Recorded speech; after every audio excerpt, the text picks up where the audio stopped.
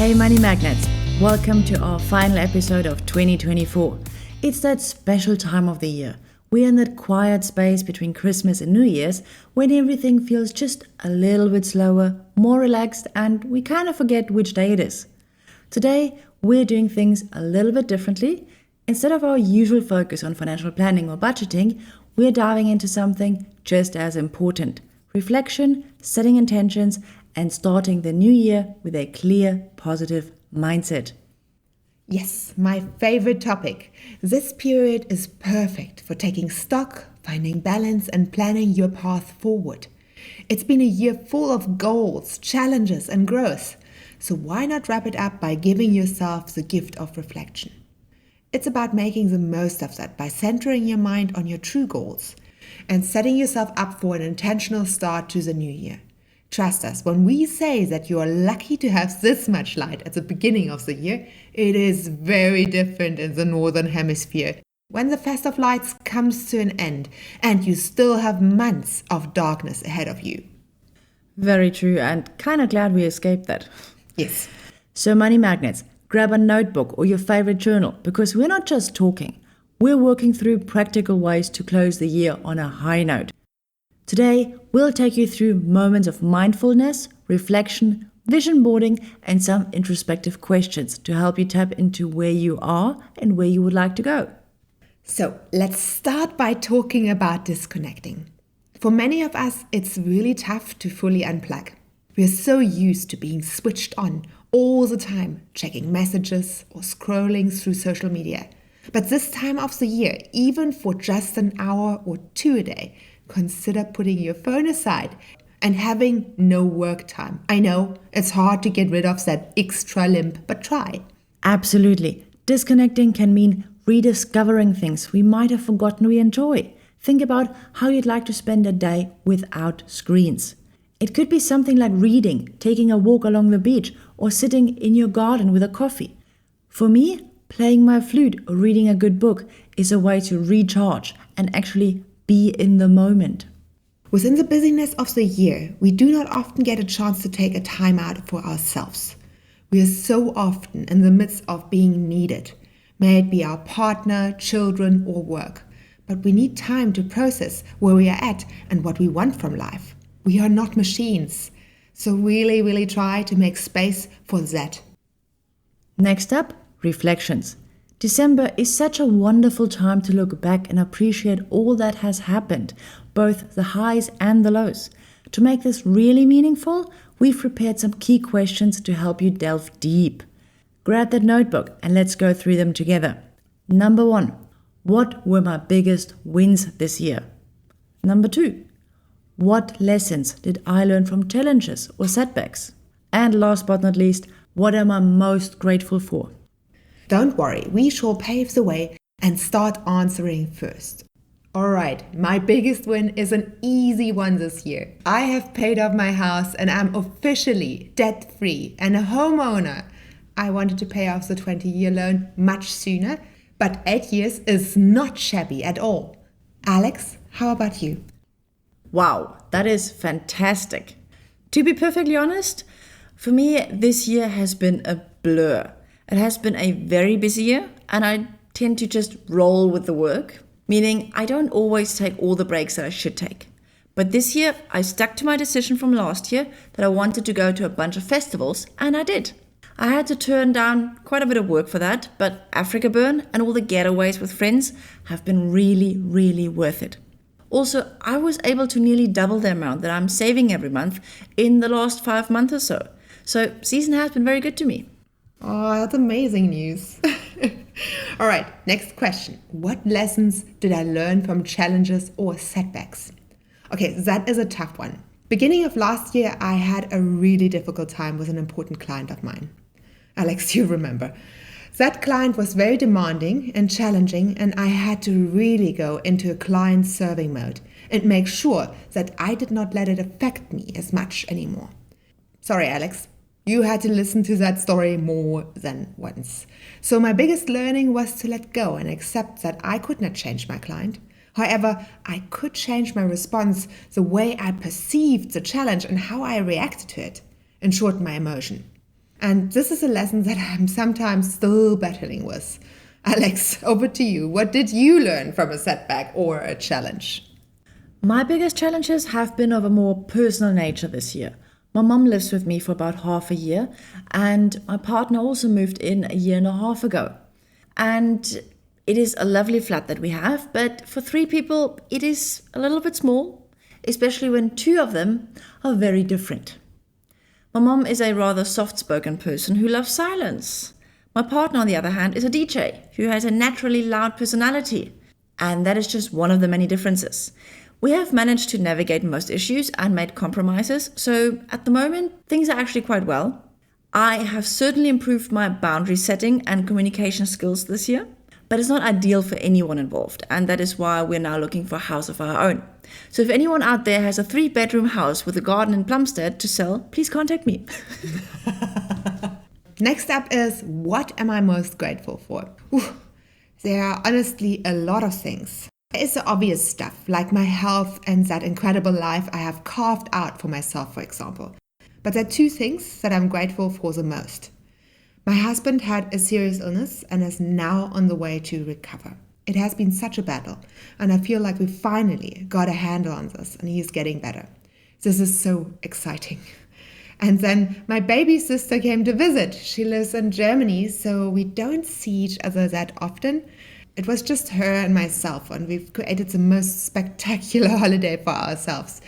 Not only did I get to reconnect with her as a grown-up, we got to experience being siblings on a different level. It was really, really precious, and I still miss her incredibly. Actually tearing up as I speak, so over to you, Alex. Well, like you said, there are many things to be grateful for, but there is one that stands out. Also because it just happened. And I'm talking about my eyes.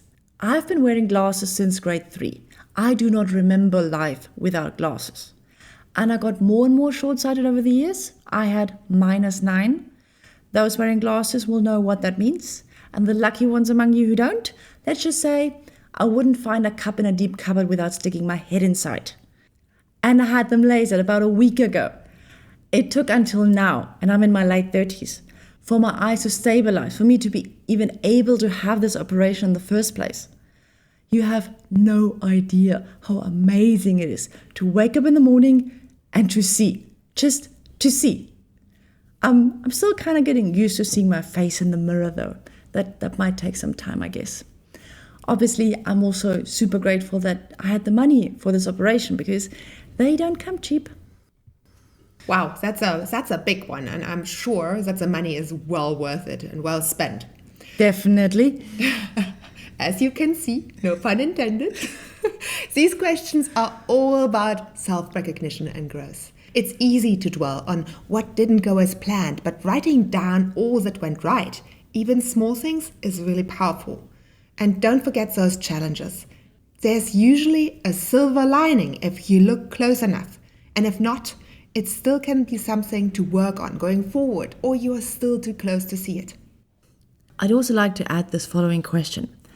If there was one habit I could change or improve next year, what would it be?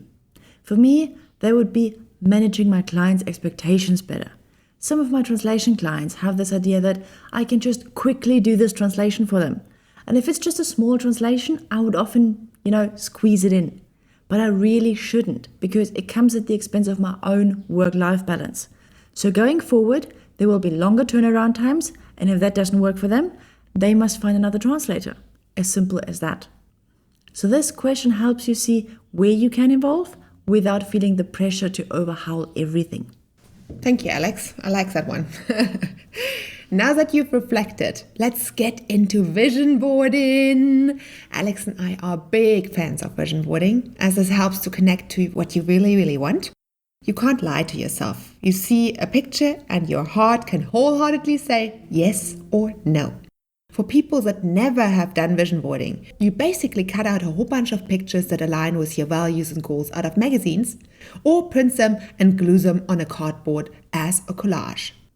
This can be so powerful for starting the year with a clear direction. Vision boarding doesn't need to be complicated.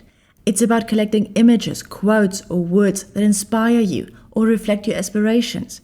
You could do this on paper or online, whatever feels best for you. And vision boarding can be a great exercise to set your mindset for the year. A tip for starting out: think of a few main areas you really want to focus on, such as personal growth, relationships, finances, work, and health. Collect images or phrases that represent those goals. This way, you create a clear visual of things you want to manifest. You might ask yourself, what does success look like for me this year? And how do I want to feel in my day-to-day life?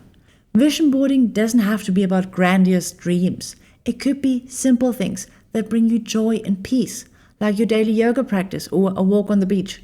Whenever you're not sure if that is something you want to do next year, picture yourself doing it. Does it feel light or heavy? If it feels light, put it on your board. If it doesn't, don't. Oh, I like that. Cool. I'll apply that to my next vision boarding. Well, once you've finished, you must hang your masterpiece somewhere where you can see it every day. I have mine similar to a wallpaper on the wall where I work, so I see it daily. Alex, you have a cool place for your vision board too, right? I do actually. Since I look out of a window and the wall space is all taken up by shelves and cupboards, I use my desk. I have a wooden desk on which I put my cutouts in such a way that I can still see them despite my laptop and everything. And obviously I put a glass board over them to protect my vision board and, have a smooth surface to work on. Next up, let's discuss festive boundaries. The end of year season often means social gatherings, family events, and so many obligations. It's easy to stretch ourselves thin, so setting boundaries is one way to avoid this. And you may have felt that sting over the festive season already, so say no when you need to rest or just need time for yourself. Definitely. Not every event needs your presence. Pick a few meaningful gatherings and let yourself off the hook for all the others. Remember, it's okay to take that time for yourself without feeling guilty. Sometimes a quiet night in is exactly what the doctor ordered. I'm very guilty of running a Harry Potter marathon this time of the year myself. I like to unwind by going to a small village where there's nothing to do. My partner's family has a beach house near Hermanus, and it's so quiet out there. I love lying in the hammock under the trees and reading my book, or climbing on the rocks along the shore, or just doing nothing. It is hard for me to do nothing. I'm a busybody. But out there, I actually can relax. Something I struggle to do at home because, there's always something to do. Yeah, that's very true. I have the same issue. So going away fixes that. But for those of you craving calm and clarity, the next section is for you.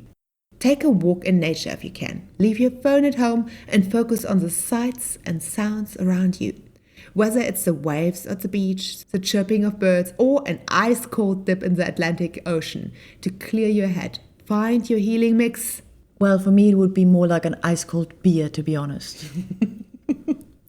Right. Well, if nature isn't nearby, you can still take time to connect. I love finding those cozy little cafes, ordering a hot chocolate, and just sitting there with my thoughts.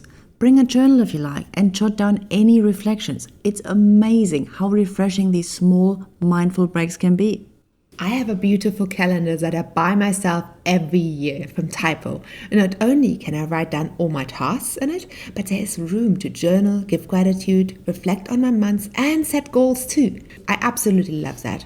By the way, they are cheapest right now, seeing that they are a seasonal item, so go and check it out. And last but not least, let's talk about celebrating ourselves.